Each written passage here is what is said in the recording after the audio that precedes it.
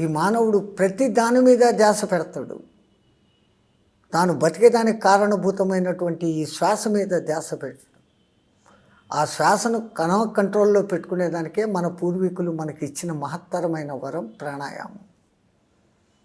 ఎప్పుడైతే ప్రాణాయామ సాధకుడు కనీసం ముందు 1 నిమిషం సేపు ప్రాణాన్ని బంధించి పెట్టగలిగినాడు, ఆయన చెప్పిన లెక్క ప్రకారం 21,600 హంస జపము పర్ మినిట్ 15 రెస్పిరేషన్స్గా మారుతాయి. నేను 1 నిమిషం సేపు గాలిని బంధించి పెడితే మీరు ఈ లోపల 15 గాలులు తీసుకున్నారు, వదిలేరు. నేను మాత్రం ఒకటిసారే తీసుకొని ఒక్కసారే వదిలేరు. తో నాకు 14 ఊపిర్లు మిగిలిపోయాయి. తో it is in my account. ఒక్క ప్రాణాయామంలో, ఒక్క చంద్రనాడి ప్రాణాయామంలో 14 మిగిలాయి, సూర్యనాడిలో 14.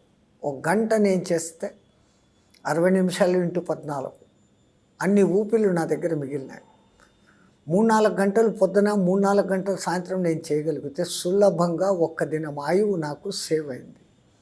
దీర్ఘాయుస్సుకు ఇది కారణమైతే, రెండవది నేను గాలిని లోపల పూర్తిగా యూటిలైజ్ చేసుకుంటున్నాను, వాడుకుంటున్నాను.